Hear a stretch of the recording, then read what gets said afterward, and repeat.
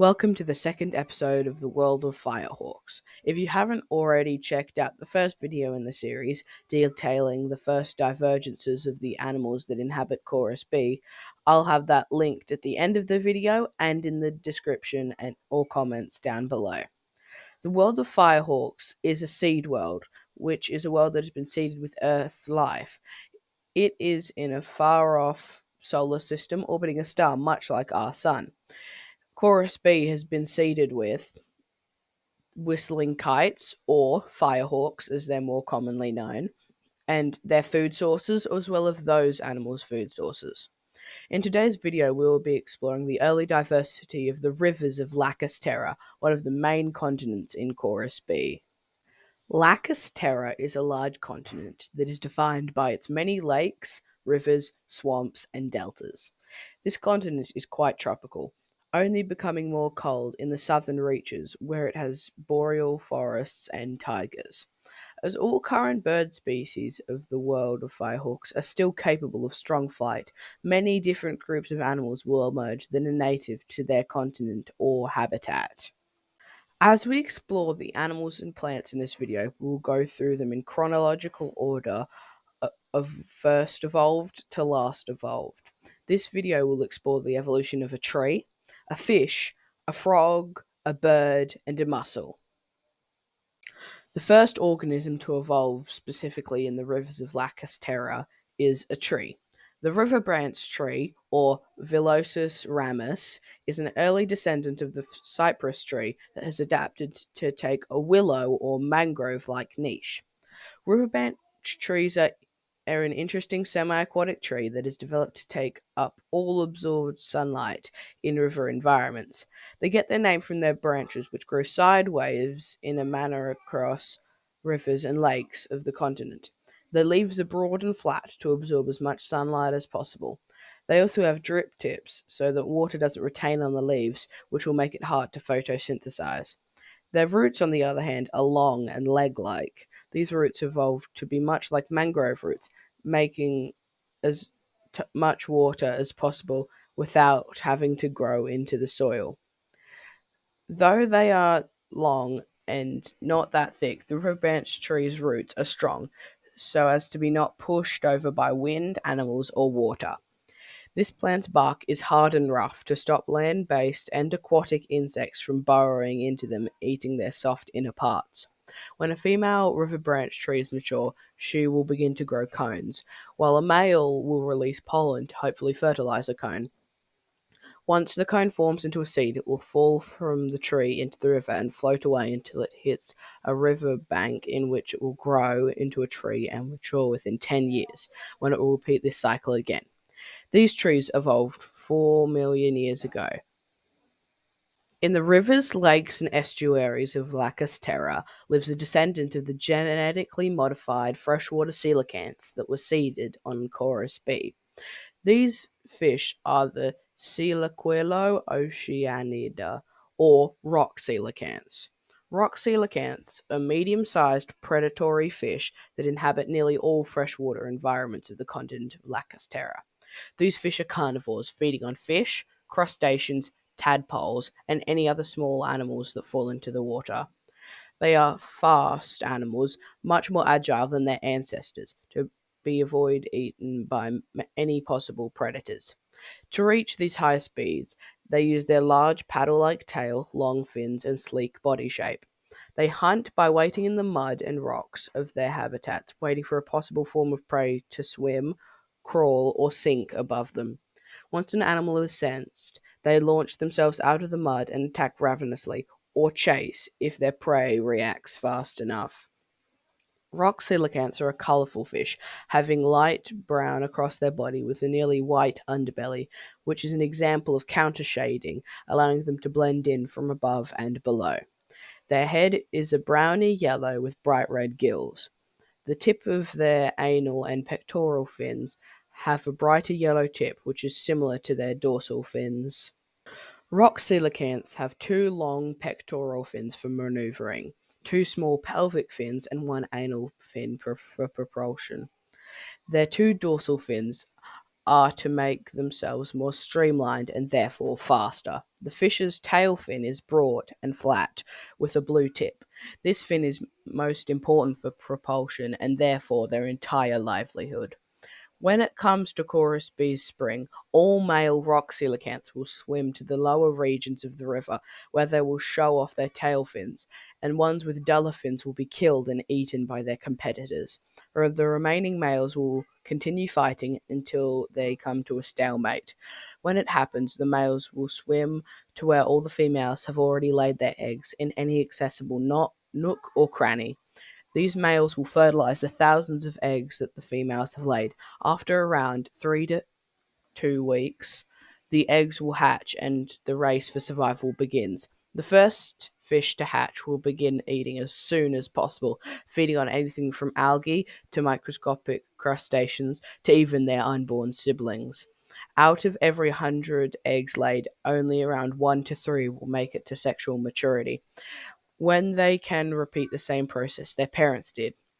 The Selaquilu oceaniida evolved around 5 million years post establishment and was created by Daneilo, I hope I pronounced that right, on Discord. Next to evolve in the rivers of Lacus Terra is a bird. The goosehawk, or Anorostrum fluminavis, is a semi-aquatic descendant of the thief kite that has evolved to specialize in aquatic sources of meat, such as fish, crustaceans, and frogs. Goosehawks are carnivorous wading birds that use their longer legs to get through the water without disturbing the prey they are hunting. These birds live in the rivers, lakes, swamps, and wetlands of Lacus Terra, where they live and raise their young. Interestingly, goosehawks are capable of short flight using their small wings, compared to their body size, which allows them to fly for only around 5 to 10 meters, which is enough to let them get out of the way of being attacked by snakes or more aggressive birds, which are the only real threats to these animals.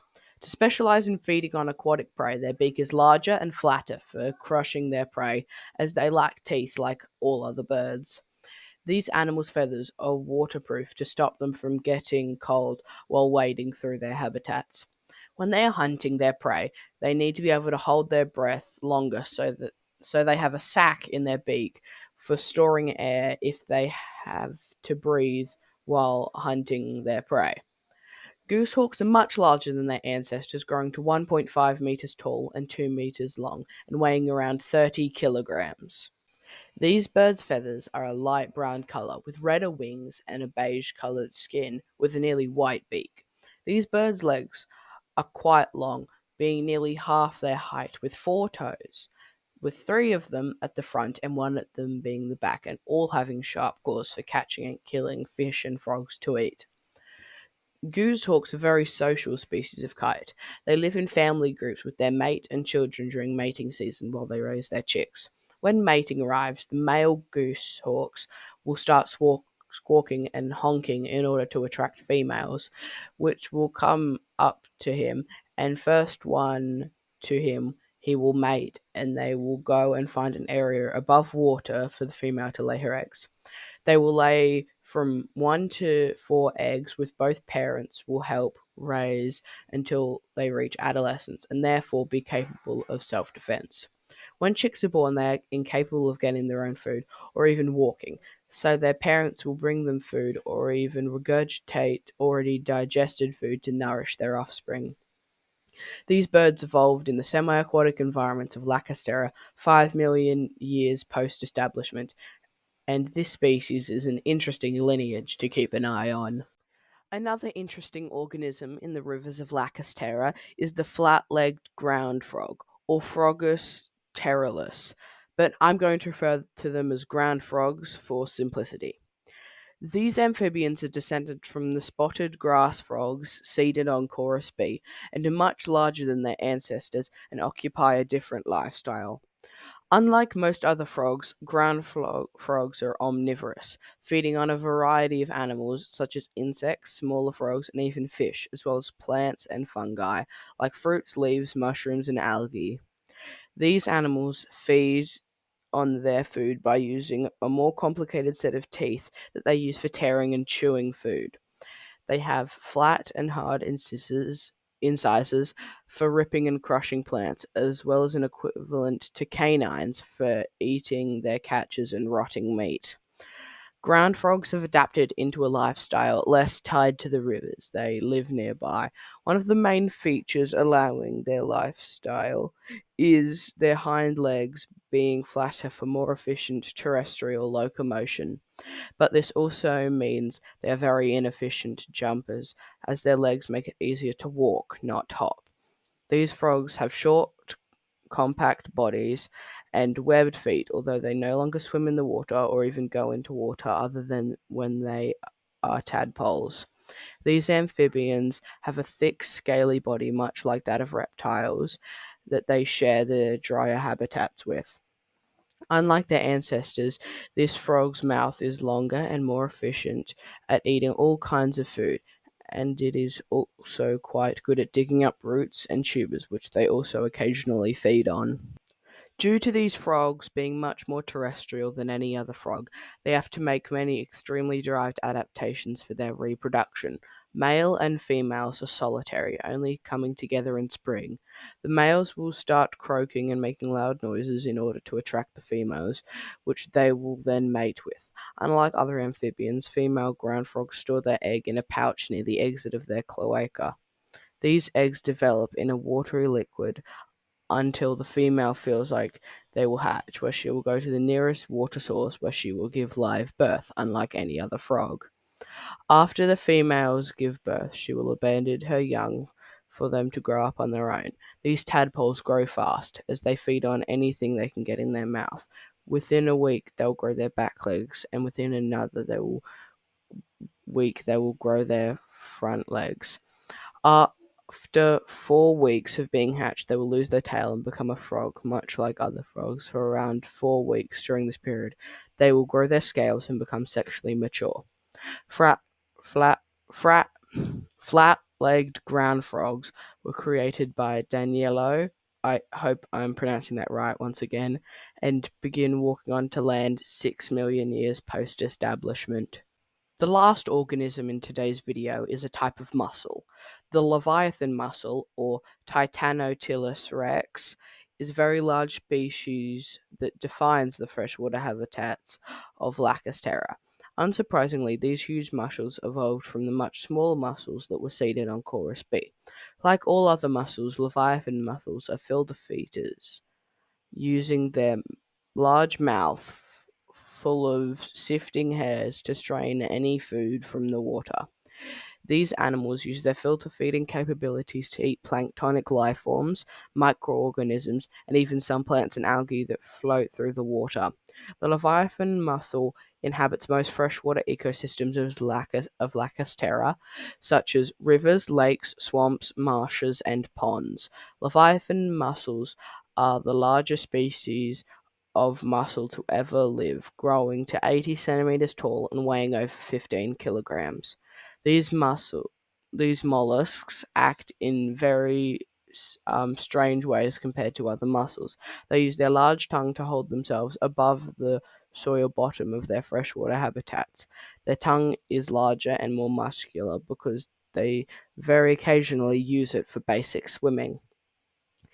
These large invertebrates have a huge hollow shell that they use for feeding and occasionally swimming to a new area of their freshwater system, though they generally do not swim for long.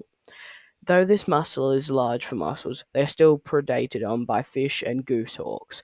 So when they sense one of these threats, they will stick their tongue into their shell, and after the threat is gone, they will move to avoid further confrontations. But because they do not usually swim, when they do, they become very tired and cannot swim for another few days. Much like other mussels, Leviathan mussels have a complex reproductive system. When a male and a female mussel meet, they will generally mate, though if one is much smaller than the larger mussel, they will cannibalize. When the female's eggs finish developing inside her shell, she will let some of them out in a sticky sack that will attach to a passing fish. The fish will swim around the lake, river, marsh, or pond they inhabit and unintentionally spread the baby mussels which once they get large enough, they will rip open the sac and float to the soil. Once they get to this stage, they start growing rapidly and eating a lot, which is why a lot of leviathan mussels is a sign that the water is cleaner, as they rapidly eat all debris in the water. Leviathan mussels started cleaning water 7 million years post establishment and were created by A.C. Muncher. Well, those are all the organisms that evolved in the early rivers of Lacus Terra. I hope you enjoyed it, and if so, you could consider subscribing and liking down below. If you want to help contribute to the world of Firehawks in the future, join the Discord in the comments, or if you don't have Discord, you can submit an organism in the comments using the format in the description. I hope to see you in the next video, in which we will discover what animals and plants developed and evolved in the grasslands of Arena Centra.